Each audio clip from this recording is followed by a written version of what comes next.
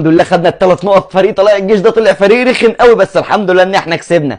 ها يا دكتور عامل ايه؟ طمني عشان انا قلبي قلقان. الشناوي عامل ايه دلوقتي؟ اخباره ايه؟ لا ما تقلقش بخصوص الشناوي خالص. الشناوي الحمد لله حالته بقت عالي العال، وان شاء الله هيلحق نهائي افريقيا. الحمد لله ربنا يطمن قلبك يا دكتور. طب علي لطفي ها اخباره ايه؟ قرب يرجع وكده. والواد حمزه علاء ايه اخباره؟ طمني. لا علي لطفي حالته في تحسن، كلها اسبوعين ويبقى جاهز. وحمزه علاء بقى لسه ربنا معاه، فاضل له شهرين ثلاثه ولا حاجه. الحمد لله يا ما انت كريم يا رب. قلبي كان قلقان ومتوغوش قوي على مركز حراسه المرمى ده اللي مش لاقيين حد يقف فيه. ده احنا مش لاقيين حتى دلوقتي بديل لمصطفى شوبير، لا قدر الله لو حصل له حاجه. ربنا ينصرك ويحميك يا اوفا وما تتصاب ابدا.